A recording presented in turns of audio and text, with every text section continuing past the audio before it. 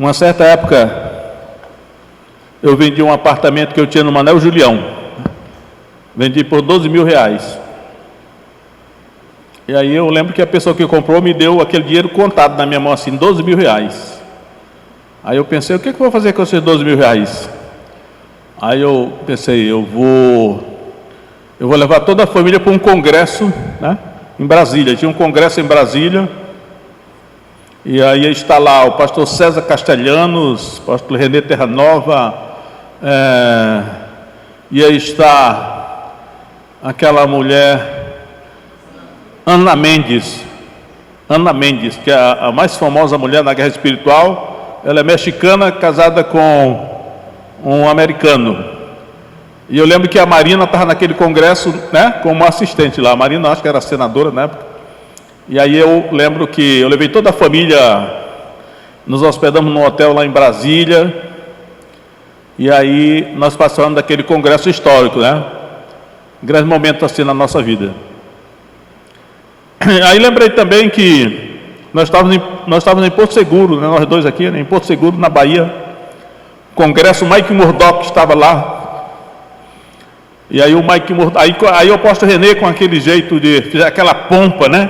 Aquela pompa, aquelas coisas, bandeira, estandarte, não sei o quê, aquela entrada tão assim espetacular. Aí parece que caiu uma unção tão grande ali que o Mike Murdock disse: olha, Deus está aqui, vamos ofertar para ele, ele aproveitou, né? Vamos ofertar para ele, vamos começar a trazer oferta para Deus, casa própria. Aí eu digo, rapaz, eu quase sem dinheiro, né, congresso, eu digo, eu vou levar R$50. Aí eu corri lá com R$50, casa própria, oferta da casa. Você correu para outro lugar, não foi? Parece que ali a irmã Sumé correu para o outro lado, com outro R$50 deu lá. Aí hoje eu olho para a nossa casa própria assim, que foi realmente um milagre, né? E tem tantas coisas, né? Tem tantas coisas. Eu lembro que depois que eu retornei para a PM, eu fiz uma viagem, eu fui fazer uma sindicância. Foi uma sindicância em Acrelândia, não, em Assis Brasil. E aí passei vários dias lá. Eu lembro inclusive que o rio alagou e eu não podia mais sair de Assis Brasil porque não tinha como. O rio estava alagado, nem barco. E aí até que chegou a hora que um avião, parece que o prefeito alugou um avião, eu consegui sair de avião de lá. Mas por aqueles dias que eu passei lá a serviço, eu recebi uma boa quantia de dinheiro. Nós não tínhamos carro. Aí eu pensei assim, rapaz, eu acho que eu vou comprar um Fusca velho, né, com esse dinheiro aqui. Mas aí eu lembrei que uma vizinha nossa estava atrasada na Coab, do pagamento da casa da Coab, e ela iria perder a casa. Aí eu fui lá na casa dela, eu entreguei aquele dinheiro para ela pagar, né, o atraso da casa. Ou seja, é muita história, né? Aí realmente, como a Débora disse aí, às vezes a pessoa olha para mim assim, acha que eu sou próspero, né?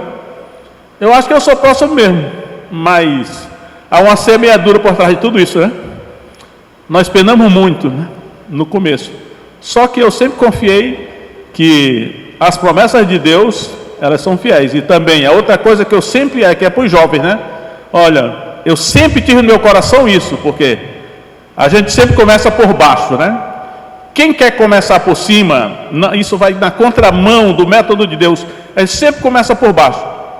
E aí, eu sempre comecei, né, suportando o tempo da humilhação, porque eu tenho certeza que quando o tempo chega, o tempo da bênção, Deus abençoa.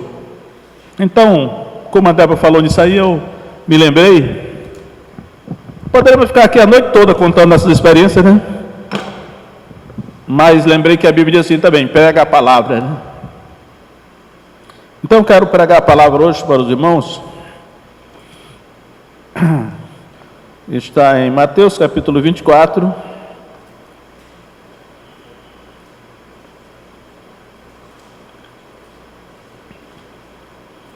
Mateus capítulo 24.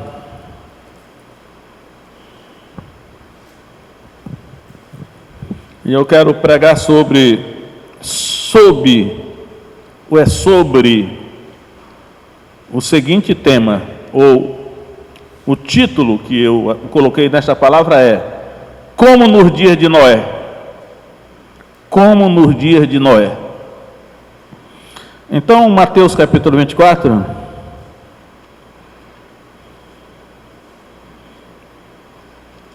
vamos começar com Mateus capítulo 24,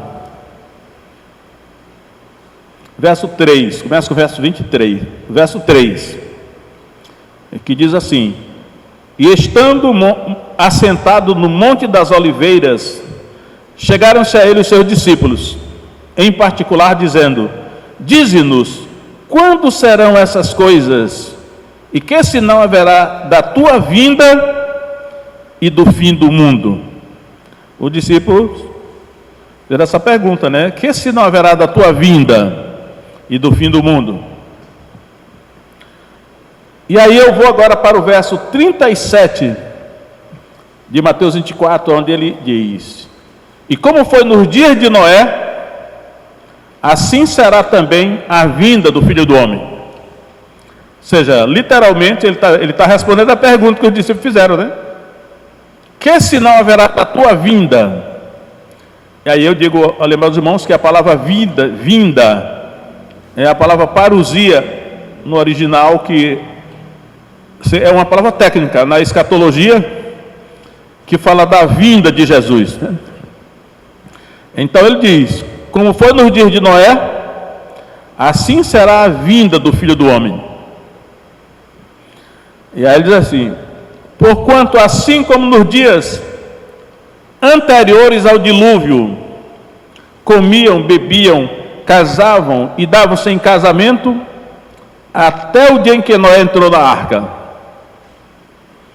Então, a vida que ele está falando do mundo antediluviano.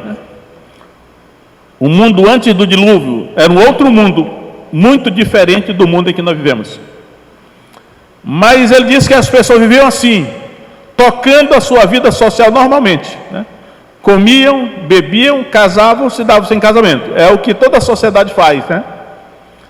Comiam e bebiam para não morrer de fome, continuar vivendo. E elas casavam e davam-se em casamento para que perpetuar a espécie, né? A sociedade se propaga de pais para filhos, de filhos para netos, na medida em que as pessoas se casam e são dadas em casamento. É a vida normal de qualquer sociedade. Era assim que eles faziam antes do dilúvio. E aí Jesus está dizendo assim: olha, na vinda do Filho do Homem, que é na vinda de Jesus, pouco antes da sua vinda, as pessoas estarão desse jeito também, né? Tocando as suas vidas normais, as suas vidas pessoais, as suas vidas sociais, normalmente. Isso é normal, né? Nessa normalidade. E ele disse aqui: até que Noé entrou na arca. Eu vejo quando ele diz assim, até que Noé entrou na arca, aqui há um marco, né? Até que Noé entrou na arca. Ele viu dessa maneira. Aí eu me perguntei assim: bom, e depois que Noé entrou na arca, será que as pessoas mudaram alguma coisa na sua maneira de viver? Será que o sinal daquela geração antediluviana, o fato de Noé ter entrado na arca, juntamente com toda a sua família, e a Bíblia diz que Deus fechou a porta da arca pelo lado de fora. Ou seja, Noé não podia mais abrir a arca porque Deus fechou pelo lado de fora a arca, né? E aí o povo vivia normalmente até o dia em que Noé entrou na arca, até aquele dia. É possível que a partir daquele dia o povo tenha chamado a atenção, né? Espera aí, o Noé entrou na arca, a porta foi fechada, e agora? O que vai acontecer? Aí Jesus diz assim: e não perceberam, até que veio o dilúvio e o levou a todos. Eles não perceberam. Eu meditei nessa expressão aqui, eles não perceberam, porque eles estavam desatentos, eles estavam cegos para determinadas realidades, eles estavam adormecidos. Eles não perceberam o que estava para chegar. Eles não perceberam o sinal. Eles estavam distraídos. Por isso que eles não perceberam. Né? Por isso, quando eu sou assim, quando eu observo assim, um grupo de pessoas assim, brincando muito, rindo, aí eu digo, elas não estão vigiando. Eles estão desapercebidos. Não que isso nós não possamos fazer isso, né? Mas é como quando Neemias construía as muralhas de Jerusalém. Eles estavam com a colher de pedreiro, colocando as pedras lá na muralha e com a espada do lado, trabalhando e vigiando. Ou então um grupo ficava trabalhando, outro grupo ficava vigiando com as espadas, a lança e os escudos. Ou seja, em permanente vigilância. Mas o povo do dia de Noé não perceberam o que estava acontecendo. Eu acredito que inclusive eles estavam distraídos, né? Eles estavam distraídos com alguma coisa, ou com muitas coisas. E aí eles não podiam dar atenção àquelas coisas espirituais, porque Noé estava construindo a arca. Eu acredito que Noé não construiu a arca assim, secretamente. Ele construiu a arca publicamente, mas eles não perceberam, talvez não perguntaram, não se interessaram daquelas coisas que estavam acontecendo diante dos seus olhos. Aí Jesus diz assim, eles não perceberam, até que veio o dilúvio e os levou a todos. Assim será também a vinda do Filho do Homem. E nós somos essa geração, né? Como nos dias de Noé, nós estamos como nos dias de Noé. Nós não, o mundo, né? Porque nós aqui, nós estamos representados por Noé. Mas o mundo está aí fora, não está percebendo o que está acontecendo, porque o tempo que Noé levou para construir a arca, nós não sabemos. Aquela teoria de que levar 120 anos, não acredito naquilo, porque não tem base no texto da Bíblia. Não sabemos quanto tempo Noé levou para construir a arca, mas era um sinal para aquela geração, mas eles não perceberam. Hoje eu acredito que a arca, ela representa a igreja, né? A igreja está sendo construída, a igreja está sendo edificada.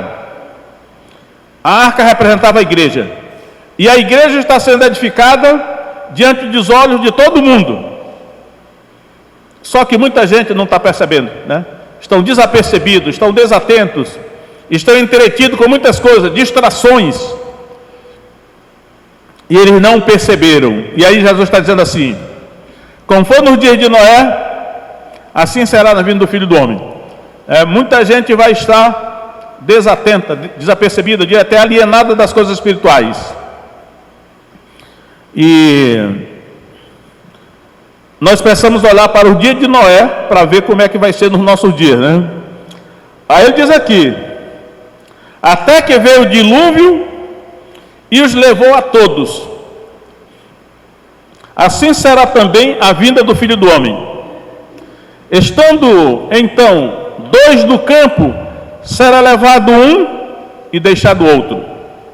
Estando 2 moendo no moinho, será levada uma e deixada outra. E aqui é um problema, porque a palavra levado aparece 3 vezes aqui nesse versículo que eu li, né? Quando ele diz assim, Jesus diz, até que veio o dilúvio e levou a todos. Esse levou aí foram os ímpios que foram levados pelo dilúvio, pelas águas do dilúvio. Só que na sequência, a palavra dilúvio, a palavra levou, Jesus usa mais 2 vezes, né? Que ele faz aqui 2 comparações.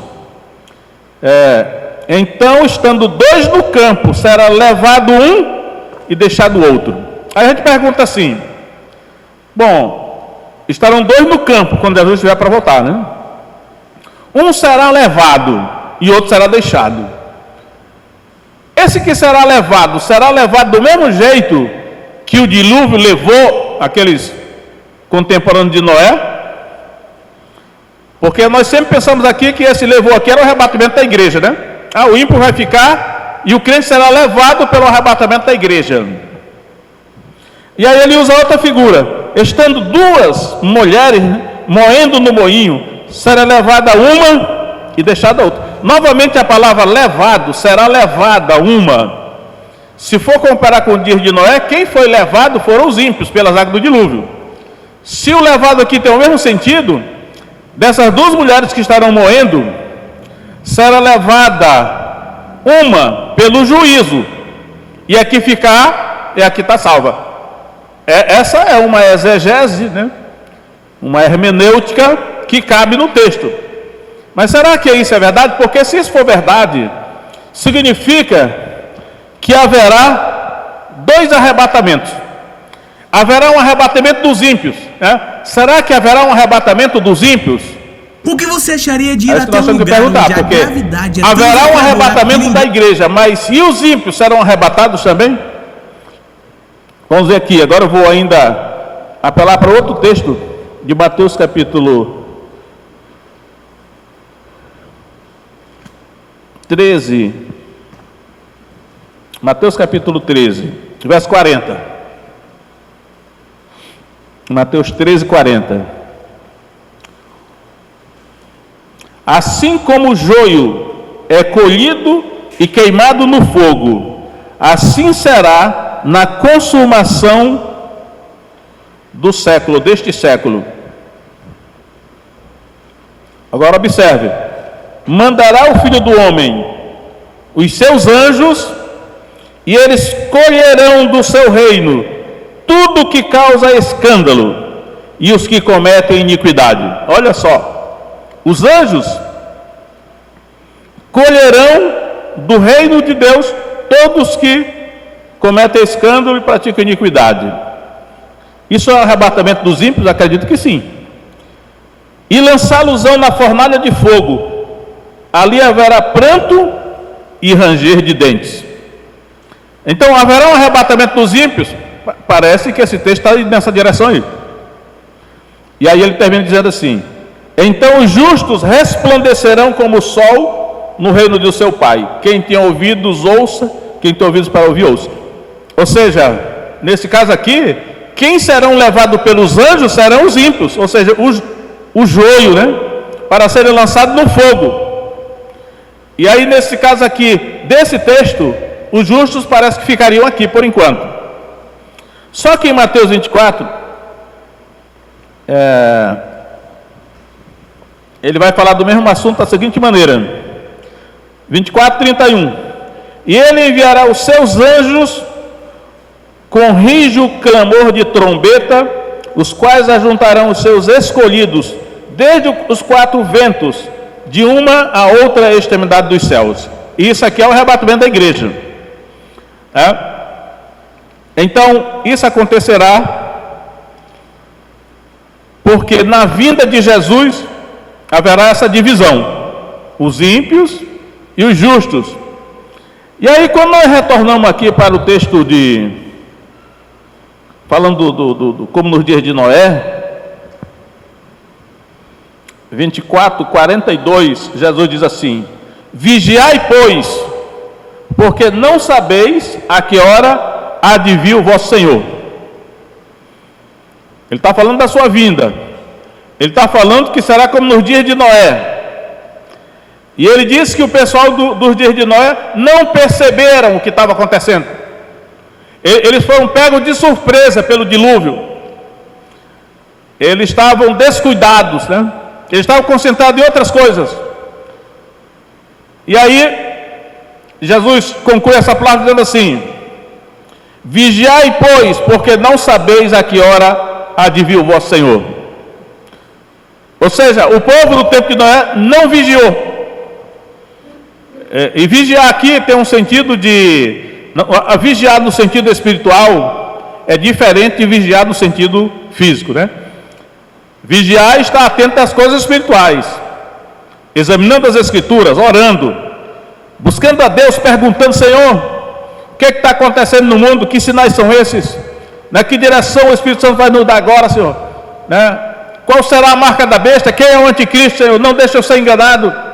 Eu devo fazer isso, devo fazer aquilo. Quer dizer, está atento para as realidades espirituais que estão se descortinando diante de nós. E aí ele continua dizendo assim: mas considerar isto. Aí ele vai contar uma parábola aqui: considerar isto. Mateus 24, 43. Se o pai de família soubesse a que vigília da noite havia de vir o ladrão, vigiaria e não deixaria roubar a sua casa. É interessante que Jesus, é até estranho que ele usa essa figura, mas ele usa mais de uma vez, a Bíblia usa mais de uma vez essa figura, né? Esse negócio de ladrão, sempre houve ladrão na terra, né? E ele diz aqui que o ladrão vem de noite. E à noite tem 4 vigílias. A primeira vigília é das 18 às 21. A segunda vigília é das 21 à meia-noite. A terceira vigília de meia-noite às 3 da madrugada. A quarta vigília é das 3 da madrugada às 6 da manhã. Então, à noite tem 4 vigílias. O ladrão virá numa dessas vigílias. Mas Jesus diz assim: se o pai de família soubesse a que vigília da noite havia de vir o ladrão, vigiaria e não deixaria roubar a sua casa. Se o pai de família soubesse, olha, o ladrão vai chegar 3 horas da manhã, então eu vou botar o meu despertador aqui para me despertar 2h30, aí eu pego a espingarda e fico esperando o ladrão. Quando ele chegar, eu passo e dou bala nele, né? Não estou mandando ninguém fazer isso, só estou ilustrando aqui, né? Mas só que o pai de família não sabe em que vigília da noite o ladrão vem. Ele não sabe. Então ele tem toda a noite para vigiar. E ele terá que vigiar toda a noite. O que Jesus está dizendo é o seguinte: olha, a vinda do Filho do Homem, a vinda dele, é como o ladrão. Ele diz: olha, ninguém sabe quando é que ele virá. A igreja não sabe, né? Jesus disse que nem os anjos sabiam, nem o Filho sabia na hora que ele estava aqui. Aí ele disse: a igreja também não sabe. Então é preciso que a igreja mantenha vigilância nas 4 vigílias da noite. Dá trabalho? Dá. É cansativo? É. Mas se a igreja não vigiar nas 4 vigílias, o ladrão pode vir numa daquelas vigílias em que ela estiver dormindo. Por isso que ele diz: vigiai, pois, porque não sabeis que hora há de vir o vosso Senhor. O que os antediluvianos não fizeram. O povo antediluviano ficou acomodado, né? Ficou se deixando levar pela vida, não perceberam. E aí, na época da vinda do Filho do Homem, o ladrão aqui representa a vinda de Jesus, porque virá, né? Na época do tempo de Noé, o ladrão era o dilúvio, o julgamento de Deus. Eles também não sabiam, mas também não se interessaram e foram surpreendidos. Só que só tinha uma família.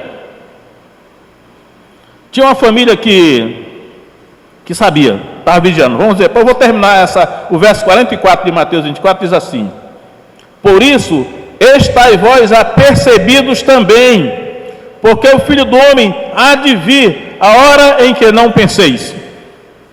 Ele virá, mas só que nós não sabemos a hora. Aí nós vamos voltar lá agora para Gênesis capítulo 6, porque tinha uma família lá que estava vigiando. Tem várias coisas aqui no texto de Gênesis 6 que diz assim: a terra se encheu de violência. Deus se arrependeu de ter feito o homem na face da terra, porque a terra foi corrompida, toda a terra foi corrompida. Ele diz assim: a imaginação do coração do homem era má continuamente, desde a meninice. Aí eu pergunto a vocês aí, irmãos, como Jesus disse, será como nos dias de Noé? Como será a imaginação do coração das pessoas hoje? Vocês acham que é diferente do tempo de Noé? É pior, porque o pecado ele vai fermentando. Quanto mais o tempo passa, o pecado vai fermentando e aumentando a malignidade, a maldade do homem sobre a face da terra. E aí não adianta dizer assim: o fulano ou a fulana precisa de ajuda psicológica. Não é verdade. Não precisa nem botar Satanás nisso. As pessoas vão ficando mais maldade, má, continuamente. Só que na sociedade moderna as pessoas disfarçam, né? Disfarçam. E aí você pensa que é gente boa. E daqui a pouco o fruto está aí. E assim, Deus se arrependeu de ter criado o homem sobre a terra. Diz lá o texto de Gênesis. Já, rapaz, mas Deus se arrependeu de ter criado o homem sobre a terra. Aí Deus disse: destruirei o homem que criei, porque me arrependo de os haver criado. Só que tinha uma família lá, eu espero que nós aqui nós sejamos representados na família de Noé, né? No dia de Noé diz assim, Gênesis 6, verso 8: Noé, porém, achou graça aos olhos do Senhor.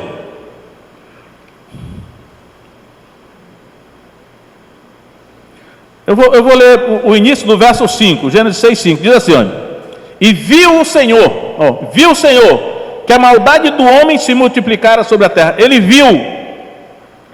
Aí no verso 8 diz: Noé, porém, achou graça aos olhos do Senhor. Então, é aqui. Deus viu a maldade do homem sobre a terra. Tinha se corrompido. A violência tinha enchido a terra. Ele viu. Mas só que ele viu também Noé. Diz assim: Noé, porém, achou graça aos olhos do Senhor. Porque os olhos de Deus viram Noé. E viram que Noé era diferente. E viram que Noé não fazia parte da cultura, do comportamento daquela geração. Aí diz aí: Estas são as gerações de Noé. 6, 9. Estas são as gerações de Noé. Noé era homem justo e perfeito em suas gerações. Noé andava com Deus. Aqui está, né? Como nos dias de Noé, será a vinda do Filho do Homem. Quando Jesus vier, eu acredito que está perto. Nós não sabemos quando, mas deve estar perto. Ele quer encontrar famílias como a família de Noé. Não diz aqui que os filhos de Noé eram justos, não diz. Nem que a mulher de Noé era justa. Nem que as noras de Noé, não diz que elas eram justas, não falam nada. Nem da mulher, nem dos filhos, nem das noras, não fala nada. Mas fala só de Noé. Noé era justo e perfeito em suas gerações. Noé andava com Deus. Quando Jesus vier, ele quer achar famílias assim. Eu acredito que ele vai achar, né? E espero que nós aqui estejamos no meio desses, né? Porque aquele pessoal do tempo de Noé não perceberam o perigo que pairava sobre as suas cabeças, até que veio o dilúvio e levou a todos. O juízo que se aproxima, porque a vinda de Jesus vai ser um juízo para o mundo, e vai ser com fogo. Então as pessoas que estiverem desapercebidas, descuidadas, despreparadas, alienadas, sem se interessar pelas coisas que vão acontecer, e os sinais estão por todo lugar, e a igreja está sinalizando isso, assim como a construção da arca também sinalizava. Aí eles não perceberam até que Noé entrou na arca, e eles não perceberam até que o dilúvio veio e levou a todos. Então nós devemos estar preparados para essa vinda, pensando, tem mais coisas que aconteceram nos dias de Noé, porque não vai dar tempo que eu não vou terminar aqui, né? Eu ia falar aqui dos nefilins, que está no capítulo 6 de Gênesis. Aquele fenômeno dos nefilins, quando Jesus disse, como foi nos dias de Noé, assim será a vinda do Filho do Homem, inclui os nefilins, porque os nefilins estão no capítulo 6 de Gênesis. O mundo antediluviano, houve a interação entre os anjos caídos e os humanos. E você acha que hoje não está havendo? Está havendo. Há uma interação entre os anjos caídos e os humanos.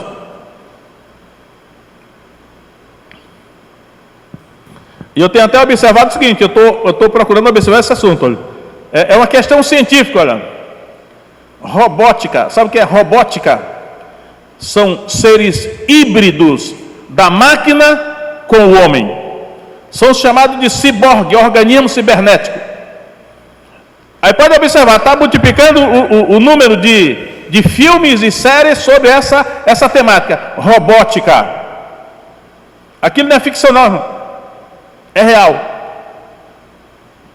Um ser humano híbrido de máquina com humano. Inteligência artificial. Você sabe o que é inteligência artificial? Também não sei, mas desconfio. Será que a inteligência artificial é inteligência artificial mesmo ou é espírito? A vinda do Filho do Homem será como no dia de Noé. Nós temos que estar preparados como a família de Noé estava. Noé estava e salvou toda a sua família, né? Para a salvação de toda a sua família, Noé preparou a arca. Então, não devemos estar desapercebidos, mas focados, né? Pelo menos vocês que estão aqui hoje no culto, estão demonstrando interesse para não ser pegos desprevenidos por aquele dia, porque eu acredito que será repentinamente, assim como o Oriente sai do Ocidente, assim como o relâmpago sai do Oriente e se mostra até o Ocidente, assim será a vinda do Filho do Homem. É assim, ó. Vai ser de repente, não vai dar tempo de se preparar para a última hora. Agora eu me preparar, não dá mais tempo, tem que estar preparado o tempo todo. Então, meu irmão, lembre-se disso, como foi nos dias de Noé, assim será na vida do Filho do Homem. Nós estamos nesse tempo, devemos estar preparados para que a vinda de Jesus não nos pegue desapercebidos e despreparados. O ladrão virá numa das 4 vigílias da noite, então nós precisamos vigiar nas 4 vigílias. Seja qual for a vigília que ele vier, nós temos que estar vigiando ali, para não sermos surpreendidos. É a vinda de Jesus. Vamos orar?